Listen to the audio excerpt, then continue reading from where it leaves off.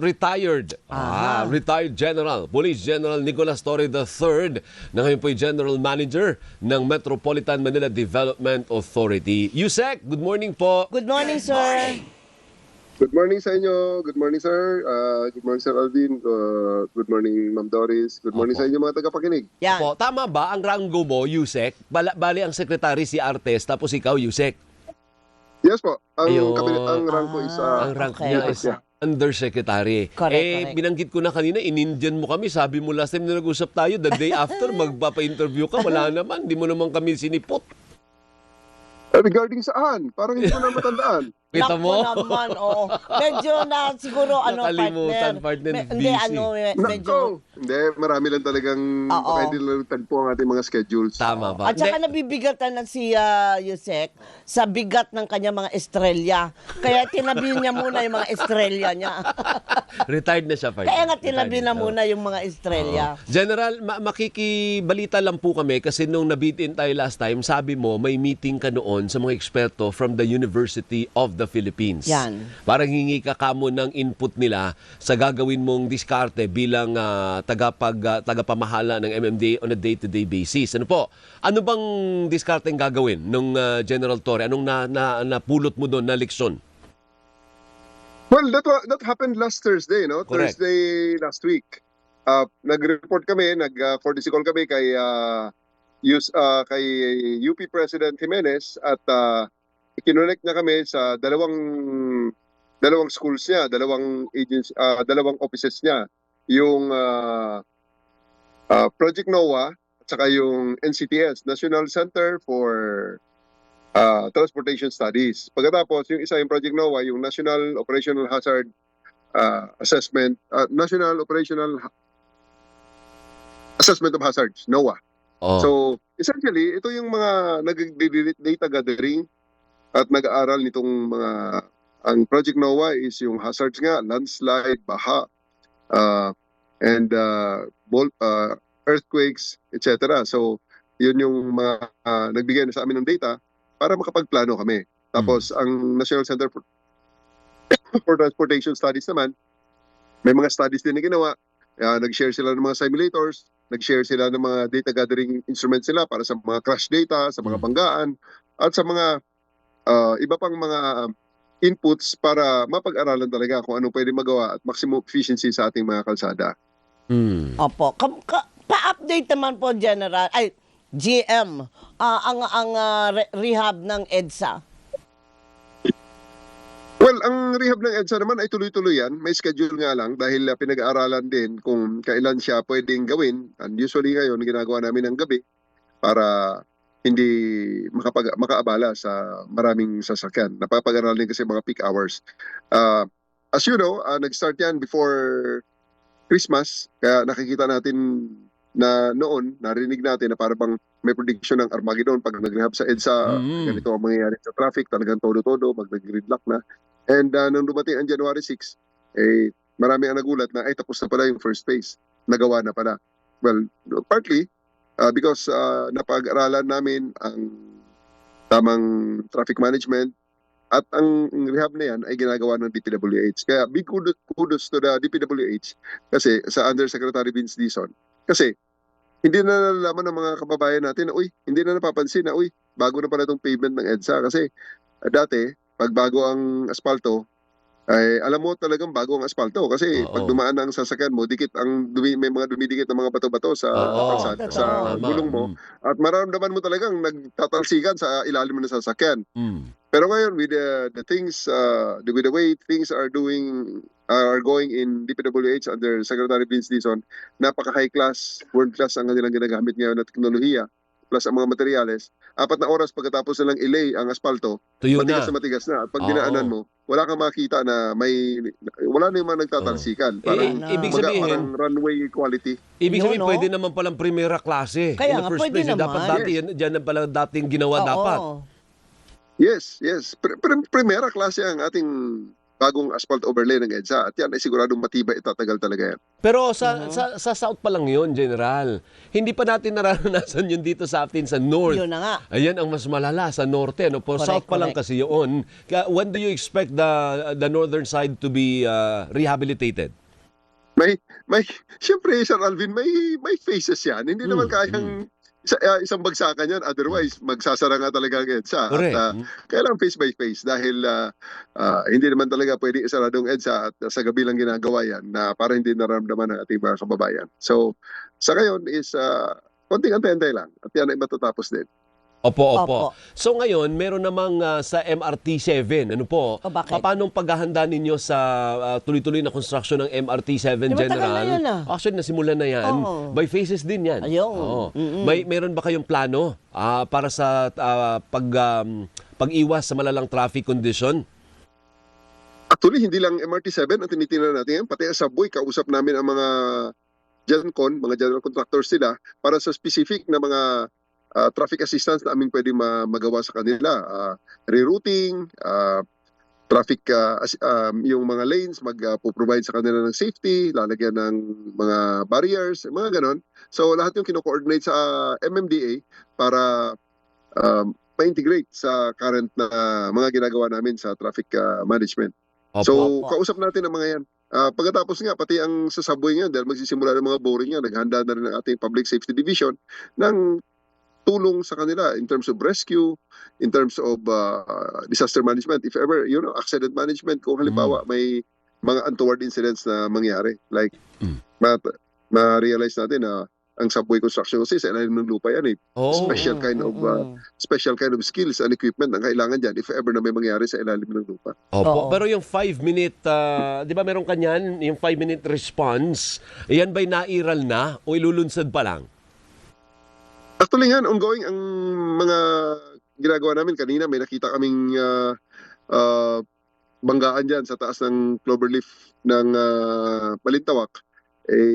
Kinlear namin in 6 minutes naman. Tumawag sa 136 at pagkatapos ay narespondihan at natanggal. At binigay sa kanila ang video para wag na silang picture sa gitna na hindi naman lang sigurado kung magagamit nila yung mga pictures and video nila. Pero ang binigyan na namin ng mismong CCTV captured footages dito sa Metro Base natin. So, ibig sabihin, General, yung ngayon, nung pinractice natin, 6 minutes, ano? 5. So, hindi siya pasok sa Dapat 5. Dapat 5, di ba? Hindi, 5 minutes ang responde, 10 minutes ang clearing. Kanina, 6 minutes na clear natin. Napaalis na natin yung bangka. Oo. Na-clear So, na, para oo. malinaw, yung responde, 5 minutes. 5. Pero may clearing pa kasi, 10 minutes. 10 minutes. Kanina, in 6 Yes. minutes, kayang i-clear. Correct. Okay. Yes. So ganun na pala ngayon pag nakaranas po kayo ng banggaan, hindi natin aantayin yung kasi 'di ba inaantay yung police, Ay, yung oo. traffic enforcer bago tatanggalin. Magpipicture-picture. Hindi na Oo. ganun dapat ang protocol, General. Ang investigation kasi ganun pa rin. Pero ang ebidensya naman, andyan na ba't pa kailangang magtagal dyan sa kalsada? Kung andyan naman na ang video, mga pictures ng cellphone nila at supplemented by the CCTV videos and pictures galing dito sa command center. So wala namang magbabago So tumabi na lang sila, doon sila mag-usap, ibigay nila sa kanilang mga insurance, kung insurance, kasi mga ganyan, napakalaking bahagi talaga is insurance lang mag-uusap dahil wala namang namamatay at yan, mga vendors lang, gasgasan, pintura, yan.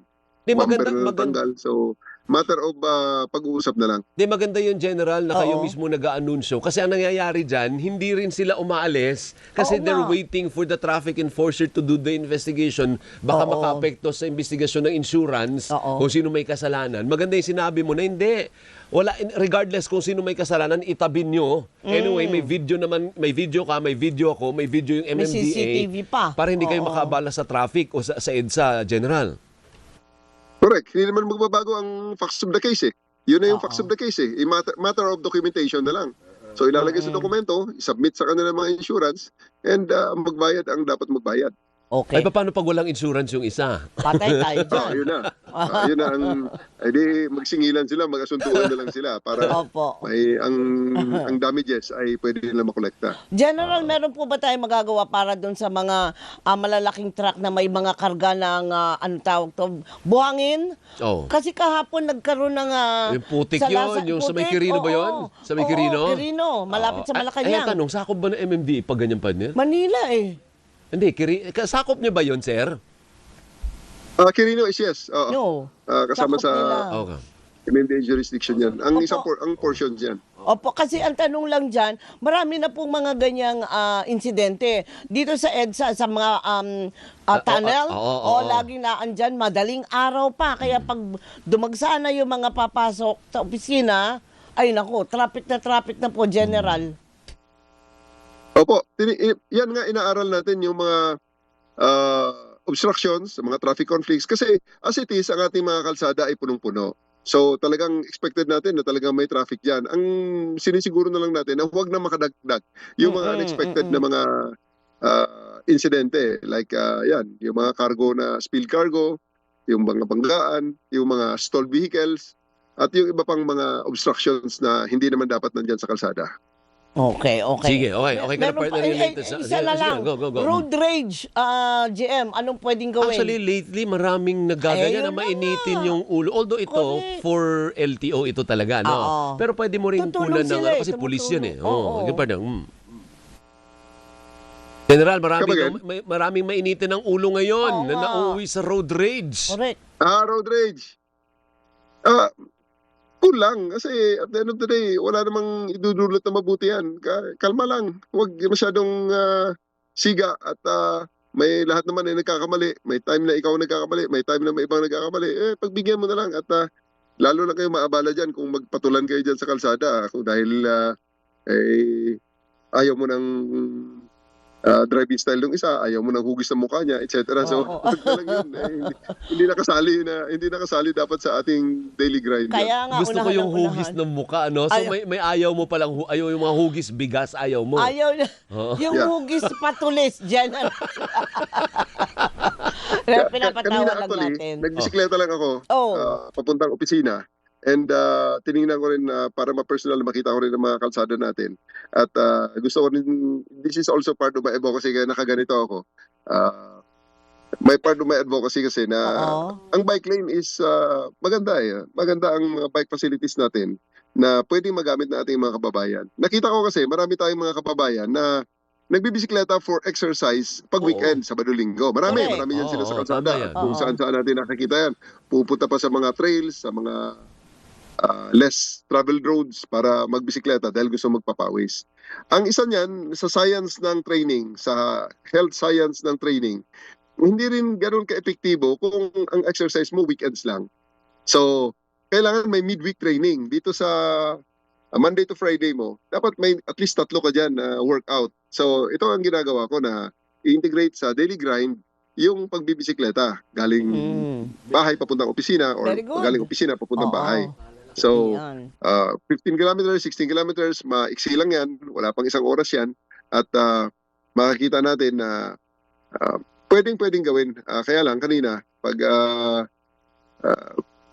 nakabisikleta ako, syempre, Oo. nakamask ka dahil may Correct. mask ka na high volume. Oo. Yung, para ma-filter mo naman ang hangin. Pollution. At, Oo. hopefully, Kaya pala, Mahirap huminga. kaya pala Oo. nakaganyan siya. Kaya sabi ko, ba't ganyan ang attire ni GM? Oo. So araw-araw... Pang-aerobics. Ano, hindi ako na-cover ng inyong network. Kanina may ibang network na nakakita sa akin sa kalsada. Ayun, hindi nyo nakita si GM. Oo. Araw-araw ka bang nagbabike? Dati na araw-araw kong ginagawa. Okay, so, may mga considerations lang kasi sa pagbibisikleta. Hindi naman tayo nagpapapattern. Alam mo na, naintindihan mo na siguro. Oo, may But, security. May Kaya naman, security. may security dapat. In my daily grind. May Opo, security opo. Kaya naman issue. pala, hindi umurong ito dun sa hamon na suntukan. Ay, no, Fit, partner, physically fit. Physically fit Oo. yan, oo. Hindi, pero anong observation mo? May kailangan bang i-improve sa bicycle lane sa EDSA? Kasi yung sa atin, delikado naman pa. Basagi ka ng At mga saka yung, bus. Oh my goodness. tama, yung mga bus, yung pollution din. Ayan pang isa. Oo. Oh. Kumusta ang observation nyo sa bicycle lane? May ano bang dapat i-improve sa palagay nyo?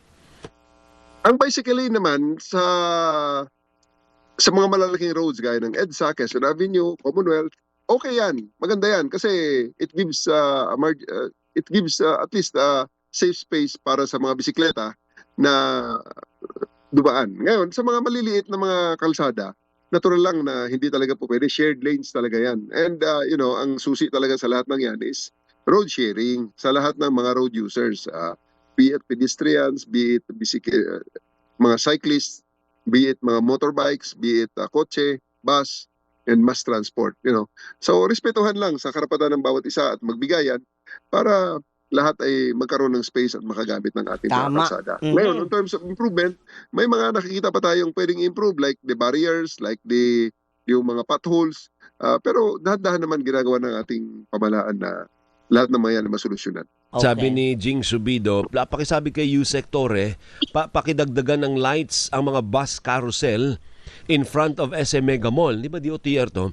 Every time ay pasa 10 p.m. ang dilim po ng bus carousel dyan sa may Mega Mall daw, General. Sa inyo ba yan o DOTR yan? Ito po, may actually ongoing construction yan.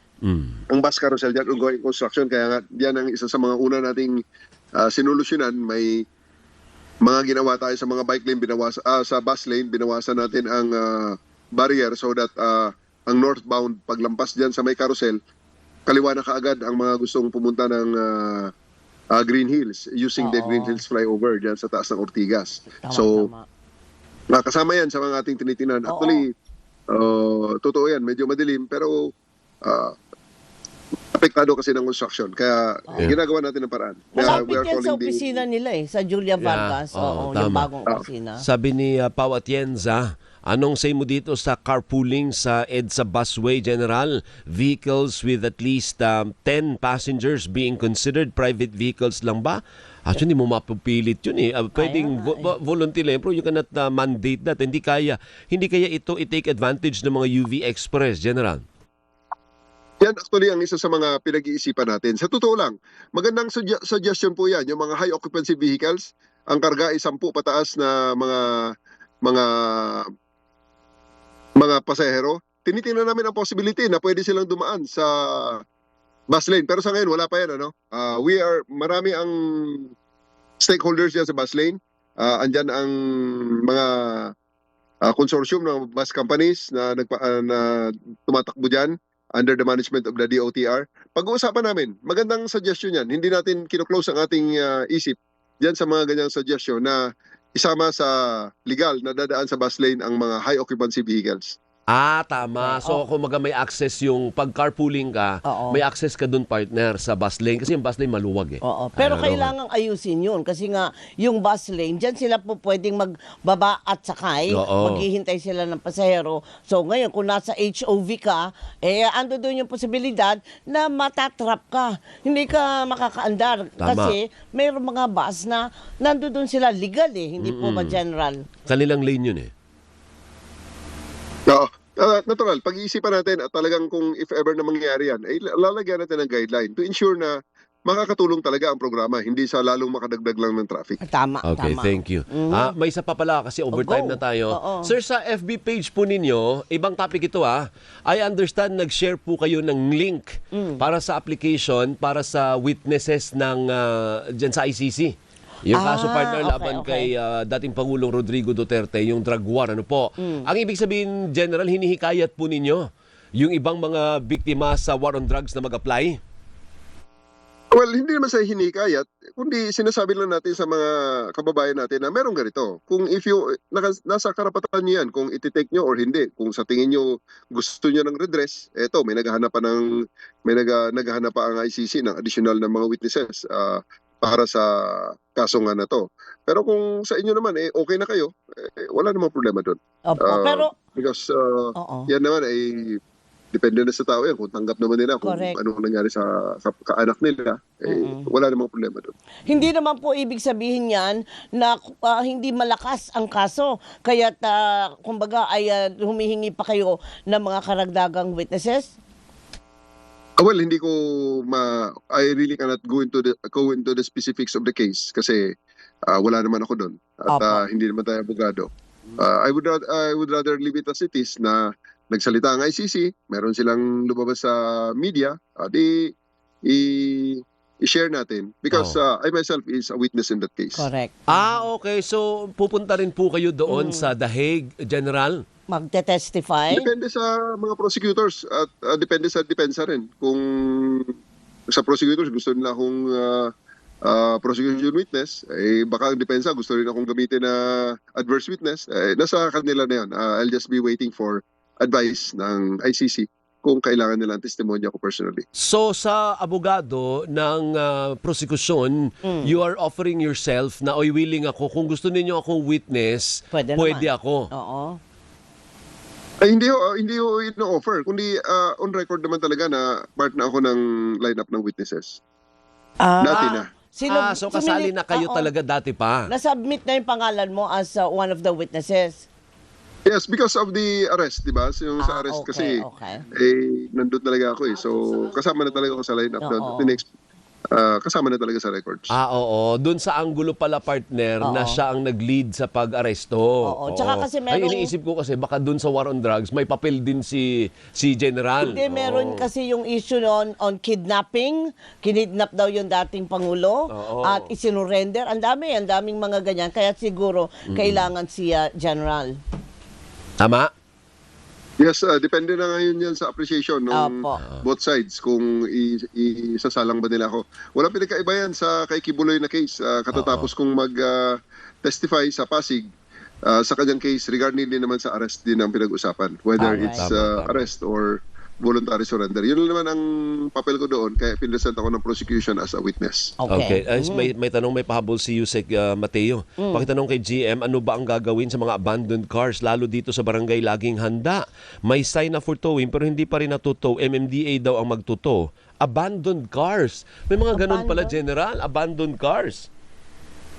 Ang mga abandoned cars kasi, pag yan ay bumagsak na sa obstruction ng kalsada at na nagiging nuisance na, at yan ay illegally parked na rin, itotow talaga ng MMDA yan. Dadali yan sa ating impounding area sa Tumana. At sa ngayon ay kahapon lang, isang araw lang, pinagmitingan na namin, nagbigay na unang direktiba sa ating impounding area sa Tumana na mag-inventory na ng mga sa aging, based on the aging ng mga sasakyan na ka-impound doon.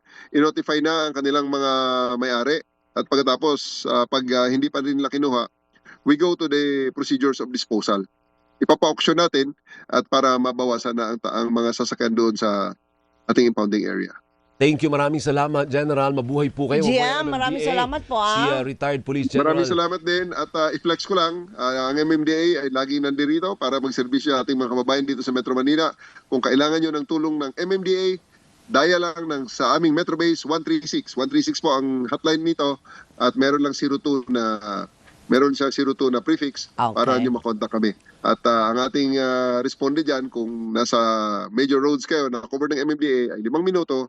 At kung kayo nagbanggaan, gusto natin na maklear kayo dyan sa kalsada sa loob ng 10 minuto or less. Ayun, mabuhay. Salamat. Thank you. Maraming salamat sa Maraming salamat po. pag-flex si Retired General Nicolas Torre III, ang General Manager